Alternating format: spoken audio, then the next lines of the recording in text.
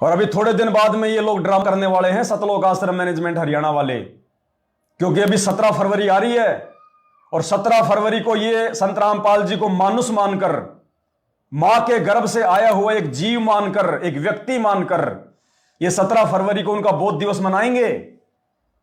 बोध दिवस का मतलब होता है ज्ञान होना, आध्यात्मिक जानकारी होना, क्योंकि सतगुरु रामपाल जी भगवान ने लीलामय तरीके से आदरणीय रामदेवानंद जी महाराज जी को अपना मुंह बोला गुरु बनाते हुए गुरु शिष्य परंपरा का निर्वाह किया था, एक लीला की थी उन्होंने। 17 फरवरी को उनको अपना मुंह बोला सतगुरु बनाकर एक लीला की थी उन्होंने। वो 17 फरवरी का दिन ये सतलोक आश्रम मैनेजमेंट हरियाणा वाले जो गुरु को मानुष मानते हैं, ये उनके बोध दिवस के रूप में मनाते हैं कि 17 फरवरी 1988 को ही संत रामपाल जी को आध्यात्मिक ज्ञान हुआ था, उनको भक्ति मार्ग की जानकारी हुई थी। उससे पहले तो संत रामपाल जी को आध्यात्मिक ज्ञान की ABCD भी नहीं पता था। यह होता है बोध दिवस मनाने का अर्थ। बोध यानी ज्ञान और दिवस यानी वो दिन जिस दिन संत रामपाल जी को आध्यात्मिक बोध हुआ, आध्यात्मिक ज्ञान हुआ। और फिर कहते हैं हमारे गुरु जी जगत गुरु है। अरे वो व्यक्ति जगत गुरु नहीं हो सकता जो किसी और से ज्ञान लेके फिर आगे वो दुनिया को ज्ञान दे। वो जगत गुरु नहीं हो सकता। जगत गुरु वो होता है जो पूरे जगत को ज्ञान दे, पूरे विश्व को ज्ञान दे, जिसके समान ज्ञान किसी को ना हो। और यदि फिर भी आप 17 फरवरी को संत रामपाल जी का बोध दिवस मनाते हैं कि भाई संत रामपाल जी ने तो रामदेवानंद जी से ज्ञान प्राप्त किया, तो भैया संत रामपाल जी से बड़े गुरु तो फिर रामदेवानंद जी हो गए, जिनसे ज्ञान उधार लेकर संत रामपाल जी ने आगे ज्ञान देना शुरू किया। सत्सेवक भाई बहनों, धोखा मत खा जाना। हर प्रकार से परमात्मा जांचेगा, परखेगा। ये परीक्षा का समय है। कदम कदम पे परमात्मा थोड़े मारेगा। अगर किसी ने 17 फरवरी को उनका बोध दिवस मनाने की महाभूल कर दी, नरक की टिकट कटवाएगा, नरक की टिकट। या तो उनको जगत गुरु कहना बंद कर दो, और अगर जगत गुरु कह रहे हो तो फिर किसी और से ज्ञान लेके आगे ज्ञान देकर जगत गुरु बनने वाला मत कहो। जगत गुरु को किसी और से ज्ञान की आवश्यकता नहीं है। अरे जगत गुरु की भूमिका 650 साल पहले कबीर जी ने निभाई थी, लेकिन उन निभाई कैसे उस समय समझ में नहीं आया। आज समझ में आ रहा है कि उन्होंने पंडित रामानंद जी को अपना मुंह गोला गुरु बनाया। असल में गुरु थे कबीर जी और चेला था रामानंद। लेकिन लोक दिखावे में, दुनिया की नजरों में कबीर जी थे चेले और रामानंद जी थे गुरु। लेकिन उस समय किसी के समझ में नहीं आई, जैसे वो काशी के भंडारे वाली लीला समझ में नहीं आई। आज समझ में आ रही है कि कौन गुरु था, कौन चेला था। तो भैया लीला तो वही चल रही है 650 साल पहले वाली। ठीक इसी प्रकार 17 फरवरी को संत रामपाल जी भगवान ने देश और दुनिया की जो है वो नजरों में गुरु शिष्य परंपरा को निर्वाह करने के लिए, निभाने के लिए, कि यदि कोई अपना गुरु नहीं बनाऊंगा तो लोग मुझे अपना गुरु कहां से बनाएंगे, कैसे बनाएंगे। लोग कहेंगे संत रामपाल जी का तो कोई गुरु ही नहीं है, इनको ज्ञान कहां से हो गया। क्योंकि वो तो एक आम व्यक्ति मानेंगे उनको कि बिना गुरु के इनको ज्ञान कहां से हो गया शास्त्रों का। इनका तो कोई जो है गुरु नहीं है, ये तो निगुरा है। तो बताओ फिर संत रामपाल जी को कौन अपना गुरु बनाएगा। और बना लिया तो वो तो इस प्रकार की बातें सुन के छोड़ देगा कि यार बात तो सही है, संत रामपाल जी का तो कोई है ही नहीं गुरु, तो मुझे गुरु की क्या आवश्यकता, सुख हो गए, छोड़ो। केवल हम नीचों के लिए, बिचली पीढ़ी वालों के लिए ये लीला परमात्मा खेल रहा है। एक 2 कोड़ी के व्यक्ति को अपना गुरु बना रहा है, आप और हमारे लिए। लेकिन ये बात भी आज समझ में नहीं आएगी, जैसे ये हिसार जेल से आने वाली ऑडियो वाली बात समझ में नहीं आएगी। चंद आत्माओं को छोड़कर जो साथ संगति से जुड़े हुए हैं, ये बात भी 400-500 साल बाद में समझ में आएगी, जब संत रामपाल जी धरती से लीला संपूर्ण करके सतलोक चले जाएंगे। तब लोग कहेंगे रे हो संत रामपाल जी ने तो मुंह बोला गुरु बनाया था रामानंद जी को, रामदेवानंद जी को मुंह बोला गुरु बनाया था। लेकिन आज ये बात गले नहीं उतरेगी। उनके खुद के 90% भक्तों को। अरे अध्यात्म का नियम है, जगत वाले भी जानते हैं, दुनिया भी जानती है कि भगवान की क्या परिभाषा है। मूर्ख से मूर्ख व्यक्ति जो थोड़ा बहुत भी आध्यात्मिक ज्ञान की जानकारी रखता होगा, वो भी तुम्हें बता देगा कि भगवान, वो मूर्ख से मूर्ख आदमी भी बता देगा कि भगवान का मतलब क्या होता है, परमात्मा का मतलब क्या होता है। अरे भगवान उसको कहते हैं जो सर्व सुख प्रदान करे, परमात्मा उसको कहते हैं जो स्वयंभू होता है, जो कभी किसी मां से जन्म नहीं लेता, जो जेल में लिपट कर नहीं आता 2 कोटि के जीवों की तरह।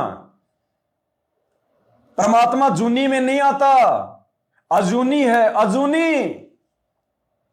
और जैसा कि आज इस वीडियो के टाइटल में जो परमात्मा ने लिखवाया है कि उनकी जीभ जल जाए, जो ये कहता है कि परमात्मा जूनी में आता है, जो ये कहता है कि परमात्मा जूनी में आता है अर्थात उसका जन्म होता है, जो ये कहता है कि भगवान जूनी में आता है, कहते हैं उसकी जीभ जल जाए, जीभ।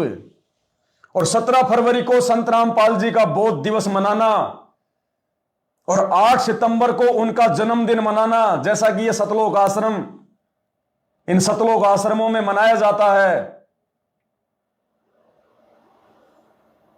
भैया मुंह जलेगा, मुंह, जीभ जलेगी।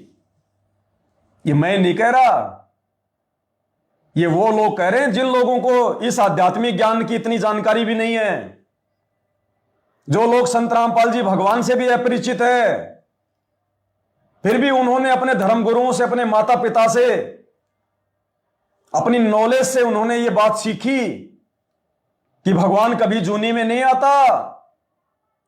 और शास्त्रों में लिखा है कि जो ये कहता है कि भगवान जूनी में आता है, भगवान का जन्म होता है, भगवान को किसी और से ज्ञान लेने की आवश्यकता पड़ती है, कहते हैं उसकी तो जीभ जल जाए, जीभ।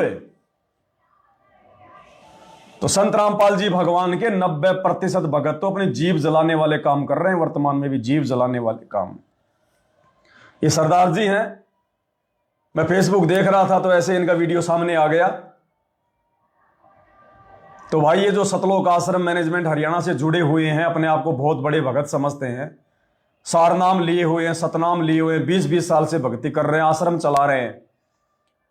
ये सरदार जी के पैर के बराबर भी नहीं हो तुम, सरदार जी के पैर की जूती के बराबर भी नहीं हो तुम, ज्ञान में, सत्संगों में, नॉलेज में। ये सरदार जी जगत वाले, इनके पैर की जूती के बराबर भी नहीं हो तुम लोग, जूती के बराबर भी। तुम्हें अगर समझ में नहीं आया कि भगवान का मतलब क्या होता है, तुम नारे लगाते हो ना, सतगुरु रामपाल जी भगवान की जय हो, सतगुरु रामपाल जी भगवान की जय हो, बंदी छोड़ सतगुरु रामपाल जी महाराज की जय हो। बात बात पे दुनिया के सामने रोडों पे खड़े होके तुम नारे लगाते हो कि हमारे गुरु जी जो है वो कबीर जी के अवतार हैं, वेदों में प्रमाण है कबीर जी भगवान है, और फिर संत रामपाल जी को कहते हो कि वो कबीर जी हैं, धरती पे आए हुए हैं, परमात्मा है। और फिर तुम उनका 8 सितंबर को अवतरण दिवस के बहाने उनका जन्मदिन मनाते हो। 2019 में तो तुमने सीधे सीधे उनका जन्मदिन ही मनाया था, पीले पर्चे में डाल दिया।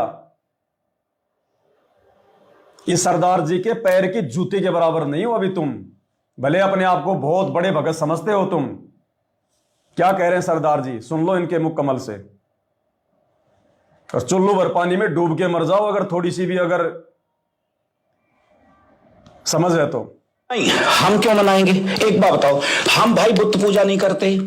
हमारे गुरु नानक साहब जी ने कहा, एक ओंकार सतनाम करता पुरख निर्भव निर्भय अकाल मूर्त अजूनी सैभं गुरु प्रसाद। अजूनी का मतलब होता है कि भगवान जूनों में आता ही नहीं। अगर जून में आएगा भगवान तो वो मरेगा भी, तो जब भगवान मर गया तो रह क्या गया? अगर हम श्री गुरु ग्रंथ साहब जी को मानते हैं तो श्री गुरु ग्रंथ साहब जी में यहां तक कहा है कि जो जुबान, जो ये टंग ये बोलती है कि भगवान जूनियों में आया, तो उसमें लिखा, गुरु ग्रंथ साहब जी में लिखा हुआ, सो मुख जलो जित कहो ठाकुर जूनी। इसका मतलब जो कहता है कि परमात्मा जूनियों के अंदर आता है तो वो मुंह जल जाए, वो सड़ जाए। कबीर साहब का शब्द है कि पाती तोरे मालनी पाती पाती जियो, जिस पाहन को पाती तोरे सो पाहन जियो, भूल भूली माल नहीं है वो सतगुरु जागता देव। उसमें आता है कि पाखान गढ़ के मूर्त कीनी दे के छाती पाऊं। भाई तुम पत्थरों की पूजा हमारे यहां है ही नहीं, हमारे यहां शब्द की और ज्ञान की पूजा है। इन जगत वाले भाई बहनों के पैर की जूती के बराबर भी नहीं है संत रामपाल जी के बेटा बेटी, उनके रिश्तेदार, ये कोऑर्डिनेटर, ये आश्रम चलाने वाले वो बेबुद्धि के लोग, इस भाई के पैर की जूती के बराबर भी नहीं है ज्ञान में। और कहते हैं कि हम तत्वदर्शी संत के भगत हैं, हम जगत गुरु के भगत हैं, हम कबीर के भगत हैं, हमारे गुरु जी कबीर हैं। अरे मान कहां रहे हो तुम? अगर तुम अपने गुरु जी को ही कबीर मानते और यदि तुम उनको परमात्मा मानते, भगवान मानते, अरे तो भगवान के रहते सहते जून के महीने में वो दाढ़ी मूंछ वाले नकली कबीर को भगवान मानकर तुम जो है उसका प्रकट दिवस नहीं मनाते। 8 सितंबर को अपने गुरु जी का मनाते तुम प्रकट दिवस, लेकिन 8 सितंबर को अपने गुरु जी का तो जन्मदिन मना रहे हो, अवतरण दिवस मना रहे हो। प्रकट दिवस मनाते हुए तो तुम्हें शर्म आती है? शिक्षा ले लो इससे। कहते हैं उसका मुंह सड़ जाए, उसका मुंह जड़ जाए जो ये कहता है कि भगवान जूनी में आता है, यानी भगवान जो है जन्म लेता है। जूनी यानी जन्म लेना, अजूनी मानी स्वयंभू, स्वयं प्रकट होता है, जन्म नहीं लेता किसी मां से। फिर से सुन लो एक बार। हम क्यों मनाएंगे? एक बात बताओ, हम भाई बुत पूजा नहीं करते। हमारे गुरु नानक साहब जी ने कहा एक ओंकार सतनाम करता पुरख निर्भव निर्भय अकाल मूर्त अजूनी सैभंग गुरु प्रसाद। अजूनी का मतलब होता है कि भगवान जूनों में आता ही नहीं। अगर जून में आएगा भगवान तो वो मरेगा भी, तो जब भगवान मर गया तो रह क्या गया? अगर हम श्री गुरु ग्रंथ साहब जी को मानते हैं तो श्री गुरु ग्रंथ साहब जी में यहां तक कहा कि जो जुबान, जो ये टंग ये बोलती है कि भगवान जूनियों में आया, तो उसमें लिखा, गुरु ग्रंथ साहब जी में लिखा हुआ सो मुख जलो जित कहो ठाकुर जूनी। इसका मतलब जो कहता है कि परमात्मा जूनियों के अंदर आता है तो वो मुंह जल जाए, वो सड़ जाए।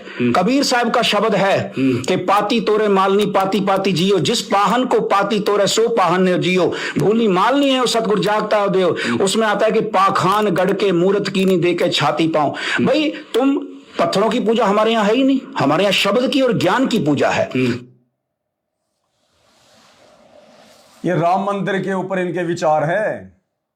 किसी ने कहा कि तुम क्यों नहीं गए राम मंदिर में, रामलला की प्राण प्रतिष्ठा हो रही है। तब ये कह रहा है कि हमारे धर्म शास्त्रों में, हमारे धर्म में पाखंड पूजा के लिए जगह नहीं है, पत्थरों की पूजा के लिए जगह नहीं है। भगवान कभी जूनी में नहीं आता। जो जूनी में आएगा, जो मां से जन्म लेगा, वो तो मरेगा भी, और जो मर गया तो फिर रह क्या गया? फिर भगवान कहां? फिर वो तो वही हाल है, जो हाल श्री रामचंद्र जी के भक्तों का वर्तमान में है, उससे भी बुरा हाल संत रामपाल जी के 90% भक्तों का है, जो भगत सतलोक आश्रम मैनेजमेंट हरियाणा से जुड़े हुए हैं। क्लियर है सब कुछ भी शेष नहीं है। भाई और बहनों, धोखा नहीं खाना है। कलयुग की बिचली पीढ़ी है ना, परमात्मा ने कोई कसर छोड़ी सत्संगों के माध्यम से आप और हमें समझाने की, और ना पिछले 7-8 वर्षों से सात संगतियों के माध्यम से परमात्मा ने कोई कमी रखवाई है इस दास के माध्यम से आप भाई बहनों को समझाने में।